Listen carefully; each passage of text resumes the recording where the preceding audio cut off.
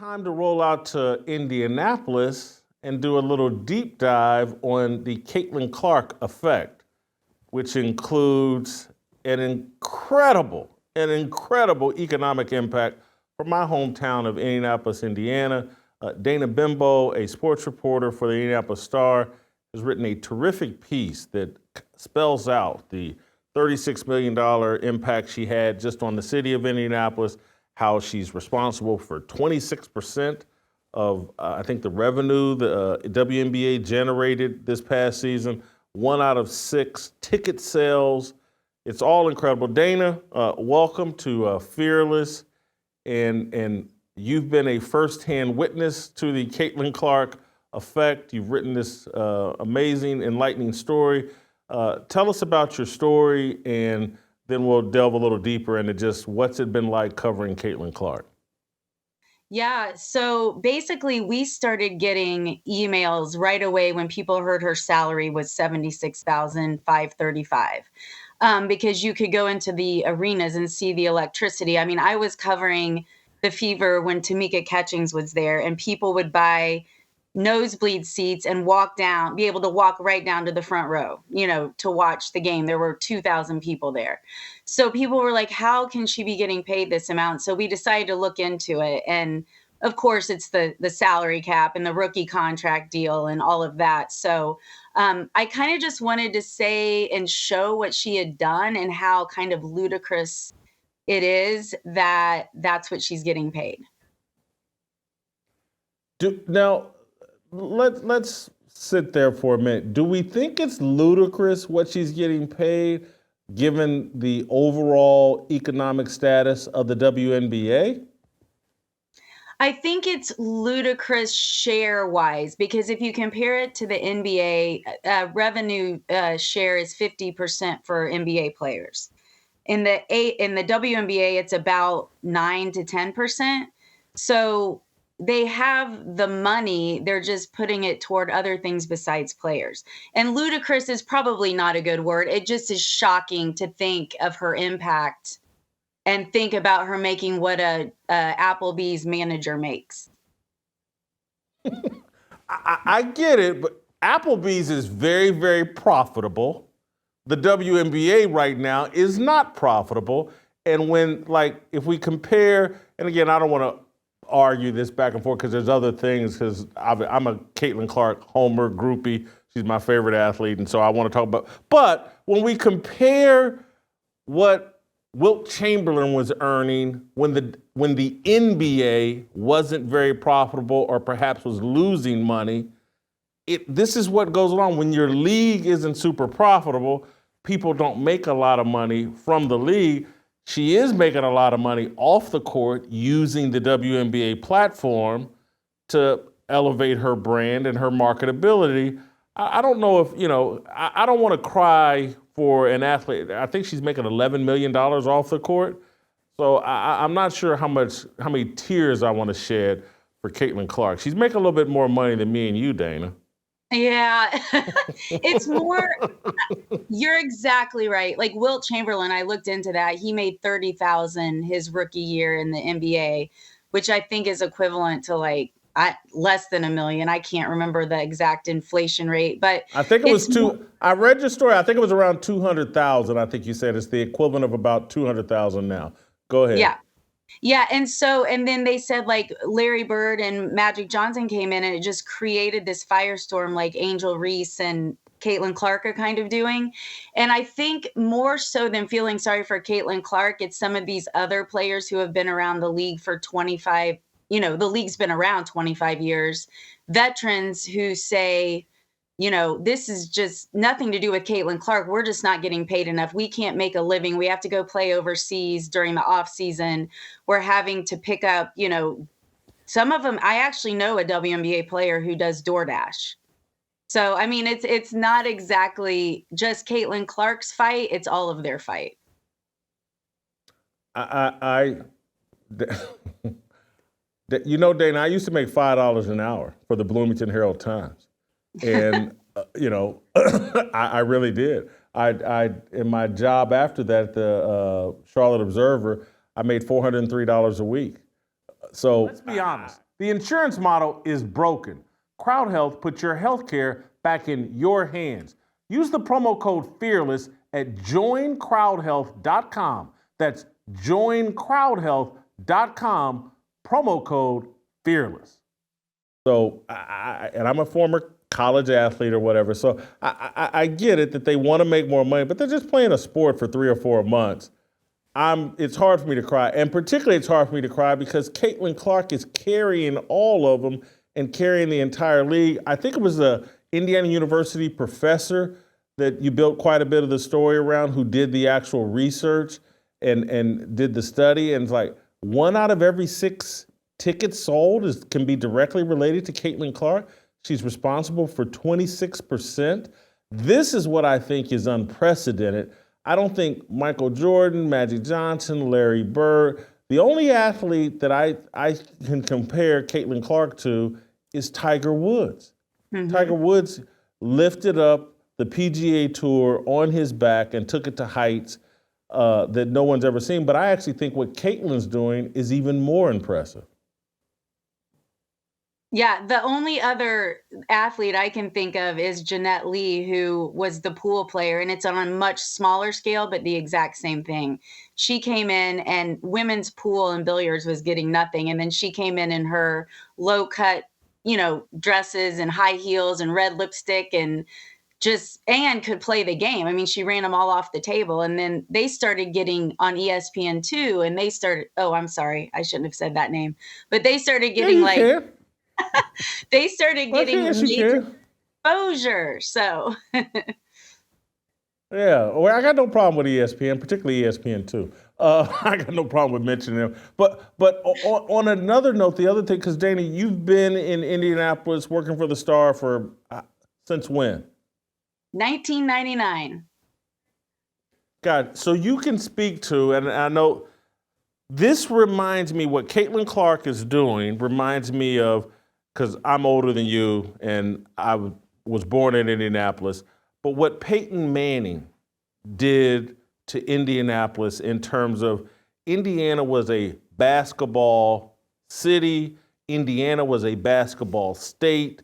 Peyton Manning shows up, he turns Indianapolis into a football city. And he made high school football this huge deal in the state of Indiana. He kind of remade the whole state. And I'm looking at Caitlin Clark. I think she's going to turn Indianapolis into this women's basketball mecca. And we're already seeing it instantly in just one summer.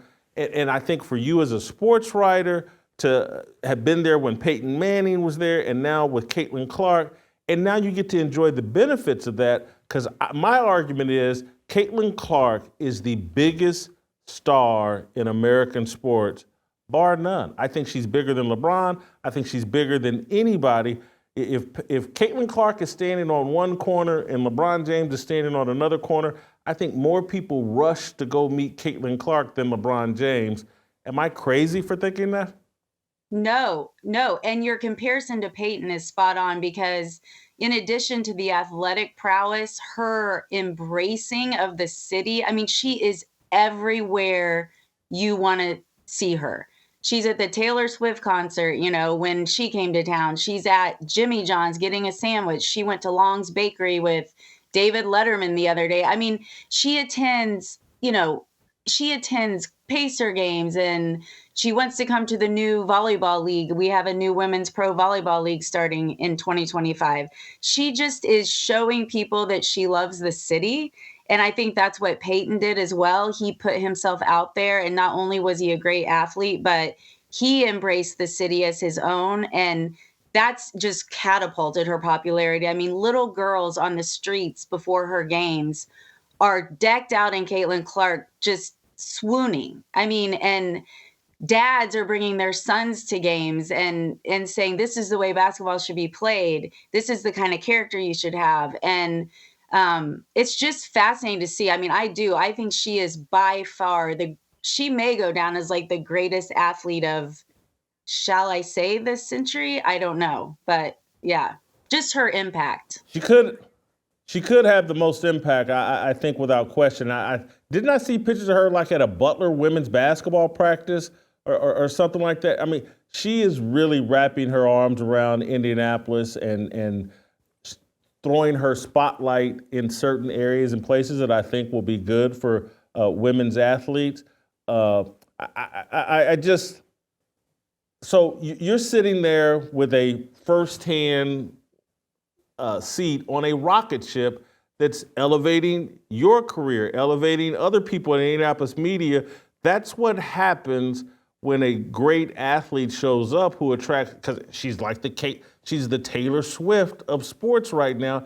Everybody gets to ride her rocket ship, including yourself, including the Indianapolis Star. It's like you guys are talking about the economic impact, but I guarantee you, if you look at the Star's website, the traffic along Caitlin Clark's stories is probably amazing. She's helping the media in Indianapolis.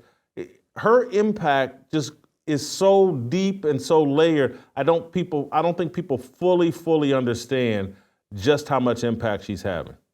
Yeah. She was at the Butler practice, by the way, because she's dating McCaffrey, who moved over to be coach when Greg Oden left. But she probably would be there anyway without him. But yes, our metrics on our websites these days, you can read what people are reading. And I don't think you can explain how every single thing we write about Caitlin Clark shoots to the top. I'm talking the Colts are playing on a Sunday and Caitlin Clark is being the top read story, no matter what she's doing. I mean, I don't think I've ever in 25 years of covering any athlete ever seen that happen. I mean, people used to read about Bob Knight almost like that. Anything we wrote about Bob Knight or Steve Alford or, Peyton Manning. Damon Bailey. Yeah, Damon Bailey. Yeah. And Tamika Catchings used to do well, but it's just fascinating to me to see. What do you think it is? Tell me what you think it is about Caitlin Clark that has caused this. I would like to hear. I'm glad you asked that. I'm glad you asked that. It's like you prepared, because this is the other part of the discussion I was going to have is, and I talked a little bit about it yesterday. Look, there's a formula for athletes to reach superstar status. And it's the same formula that applied to Michael Jordan, Magic Johnson, Larry Bird, and I'm mostly talking about basketball. I am talking about basketball. And I left this one off yesterday, but Steph Curry. What you do as an athlete is you dominate at the high school level, and then you stay at home and play college sports in your home state. Michael Jordan grew up in North Carolina, played at North Carolina. Larry Bird, Indiana, went to Indiana first, became a star at Indiana State. Magic Johnson grew up in Michigan, went to Michigan State. Steph Curry grew up in North Carolina, went to tiny Davidson, right there in North Carolina. Put Davidson on the map. You dominate locally. You dominate your home state. And then you carry that fan base, that very passionate fan base with you to the professional level. And so these women that are jealous of Caitlin Clark, some of these WNBA players, particularly Angel Reese, it's like, hey, you went to Maryland. You're from Baltimore. You originally went to Maryland. You chose to leave. Instead of elevating Maryland to Final Four status and doing what Michael Jordan, Steph Curry, Magic Johnson, Larry Bird did, you left. You went to LSU. You left your home base, your power, your foundation. Caitlin Clark followed that formula. She lifted Iowa to heights that had never been seen before anybody even thought was possible. And then she took that fan base and they followed her to the pros. And so that's what we're seeing here. And we're seeing some athlete who we don't know her politics. And so we're allowed to not think about her in a political way and just enjoy her skills. Too many of these athletes want to wear their politics on their sleeves. They're uninformed about their politics. They irritate people. They're off-putting. Caitlin Clark's not off-putting. She seems like the girl next door who, other than when she's yelling at referees, seems really, really likable and seems really, really wholesome. And Michael Jordan, two-parent family. Magic Johnson, two-parent family. Steph Curry, two-parent family. Caitlin Clark, two-parent family. Larry Bird, I think his mother and parents divorced or whatever, but there's this American dream that people still believe in, that mom and dad can instill a set of values and develop some kid who becomes some hometown star and then goes and takes on the world. People still believe in the American dream, and Caitlin Clark represents that. Don't miss a second of Fearless. Hit that like button and subscribe to keep up with our latest content.